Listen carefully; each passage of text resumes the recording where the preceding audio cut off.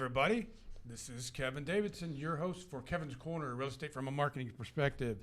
And today is episode 7. Yes. So I've been doing this for about a month and a half now. So I like to tell everybody that the reason that I do this is not because I'm trying to promote myself.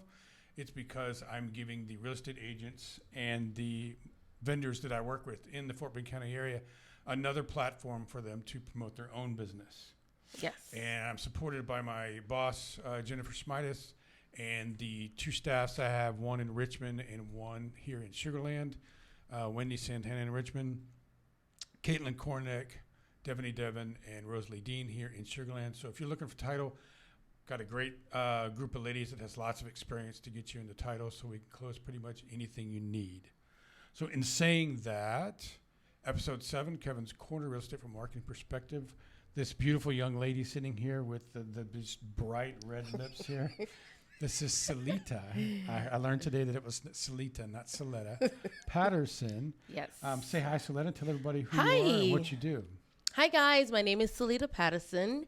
I'm a realtor here in Houston, Texas. And I'm here with Kevin on Kevin Corner's podcast. And I'm excited to be here.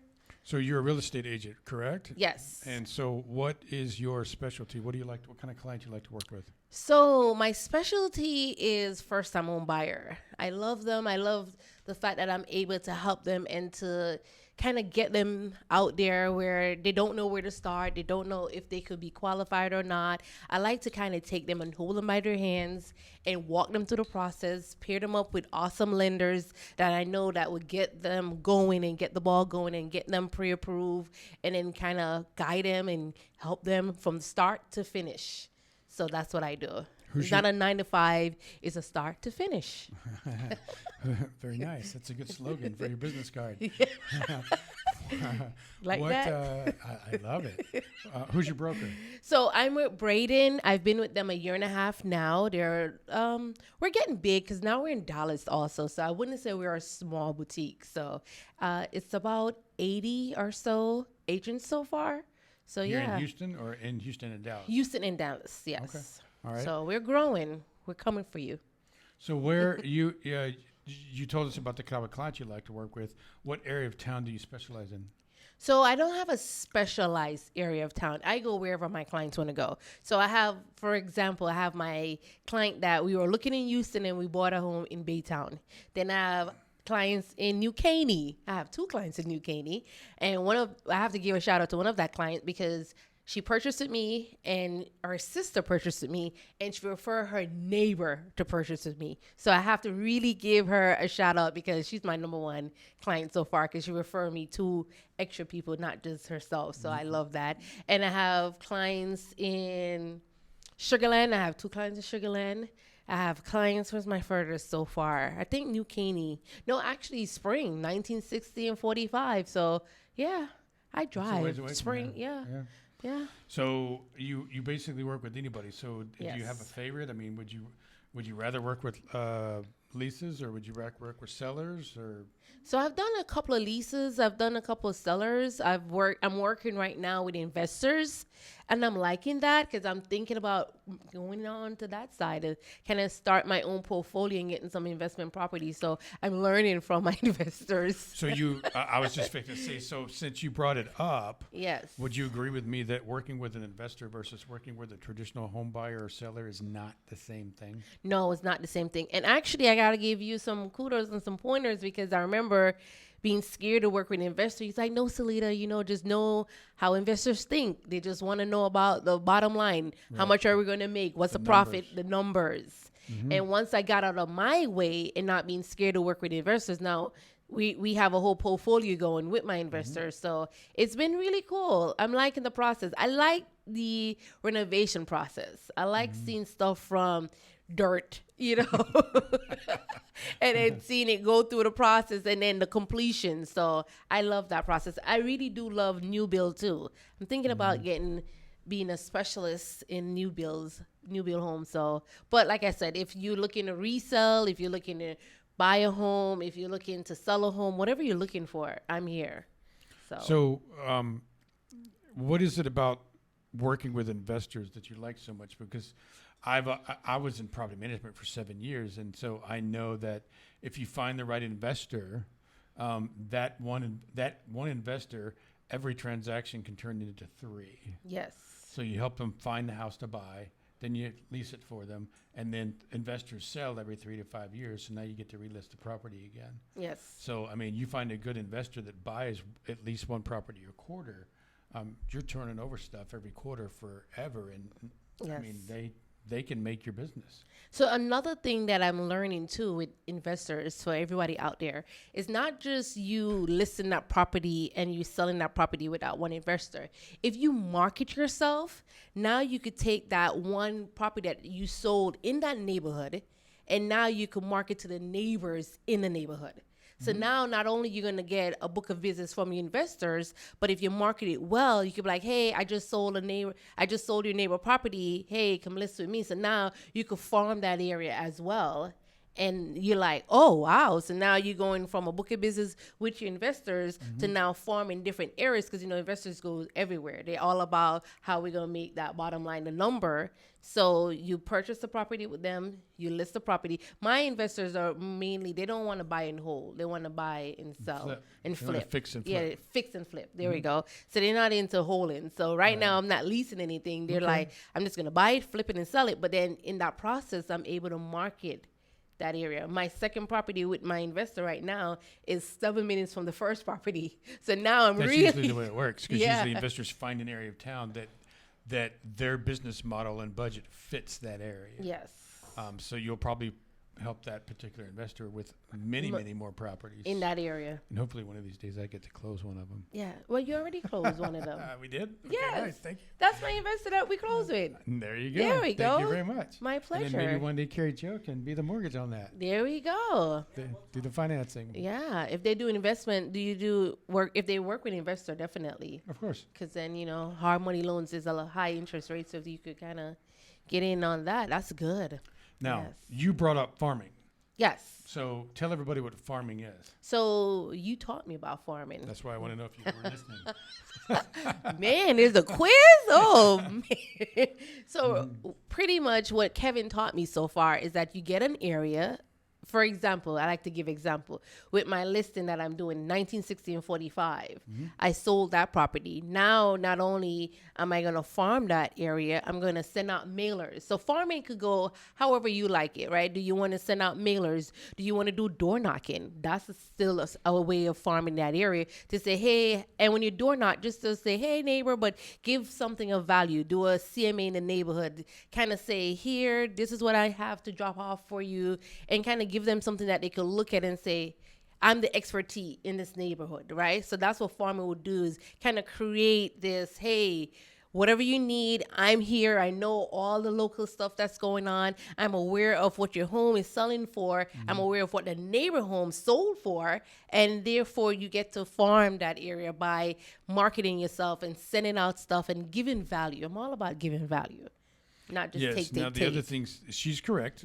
So basically, going around the barn to the back door, what she said, farming is becoming an expert in a certain area of town, whether it be a neighborhood or street to street to street.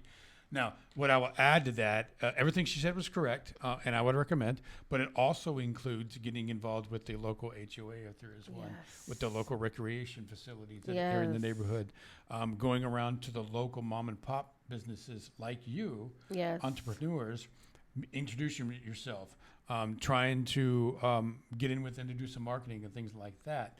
All of that is farming, and all of that will eventually, in time, turn you into the expert.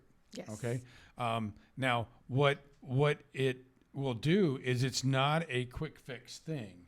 Okay. It's one of those things that you have to do on a regular basis, consistently every month. Yes. What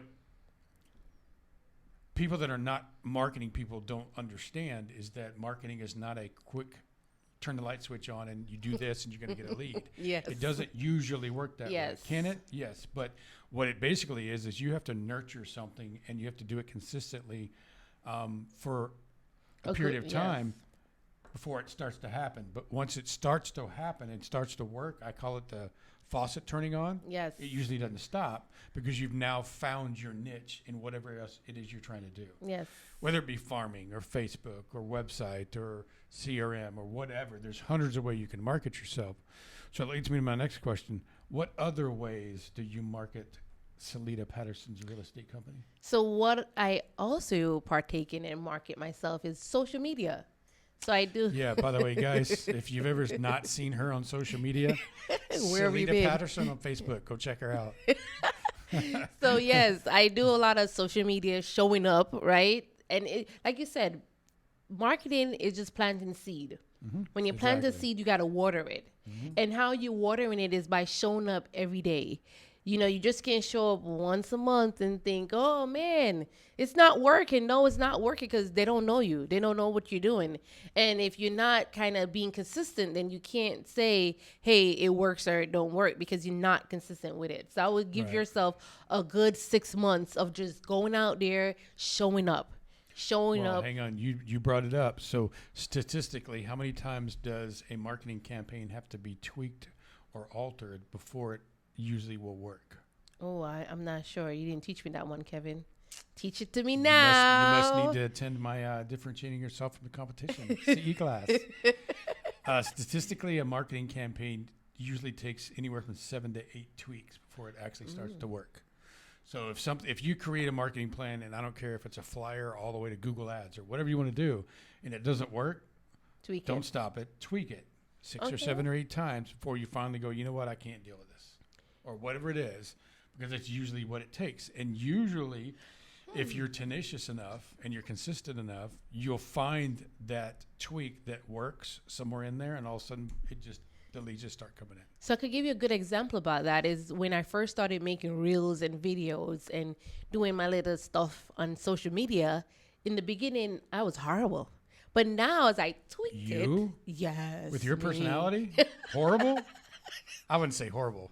Entertaining maybe, but not horrible. Yeah. Okay, not horrible. But, looking back, we're our worst critics. So we're going to critique it more than anybody else. But now I could honestly say I'm more comfortable.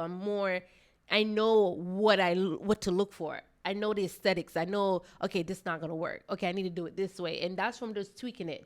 Just doing it multiple times and seeing where I'm comfortable, what I like to do and how I like to show up. And now I'm like, okay, I got this. And so until you get to that confidence level about what you're talking about, what is it that I always tell agents about that?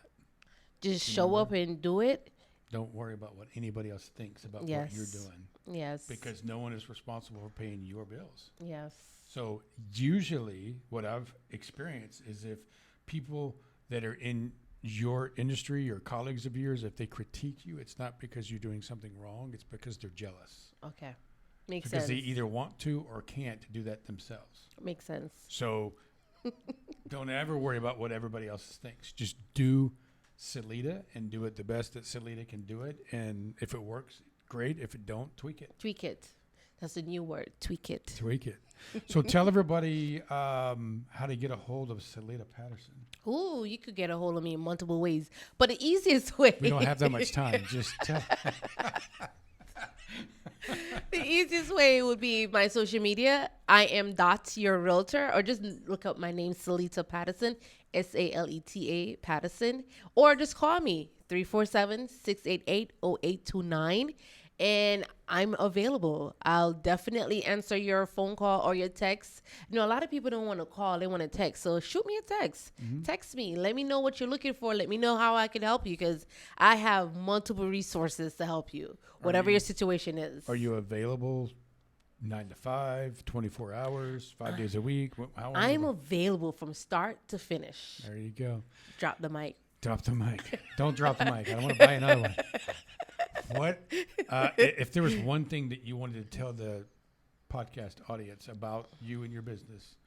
Right now is your chance. What would you like to say? Well, I like to tell people that, hey, I'm here for you. I like to bring value, and I know right now the interest rate is kind of high and we're scared. But my slogan is marry the home, date the rate. Don't worry about, oh my goodness, because you know what?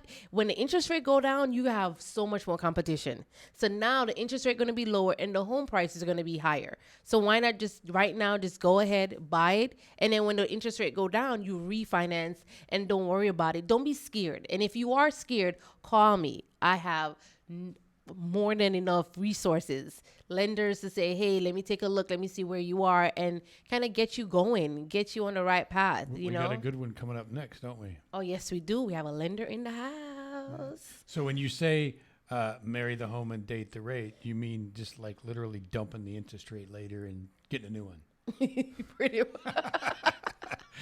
It's kind of brutal, but okay. Yes, meaning if you see a home that you like, don't be scared and say, oh, I'm going to wait, because you waiting, it's not going to be good.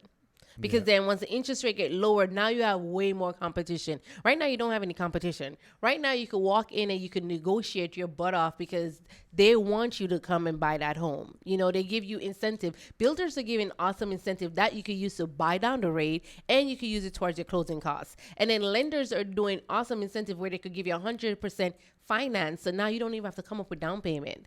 So I have all the tricks. You got to call me though. Yeah. So how do they do that? How do they get a hold of you? Yes, by calling me 347-688-0829. Awesome. Yes. Well, thank you very much for being on the podcast. Thank you for having me. As you can tell, guys, she is a bundle of joy. So if you're looking for a real estate agent that is fun, very vibrant, will not let you down, please give her a call. I've known her for about a year now. Yes. We've done several things together. I think it's more than a year and a half now. Probably. Because I'm coming up to 1 year full-time realtor, and I knew you before I became full-time. So yes. Give them the phone number one more time. 347-688-0829. And if you're looking for a title company, let's go. Come on in. You have to give you a shout out. Stewart Title. Let's go. All right, guys. So we're gonna take a break. I want to thank Saleta for being on the podcast. Thank you. We're gonna take a break and we'll bring up our next guest. Okie dokie. Bye.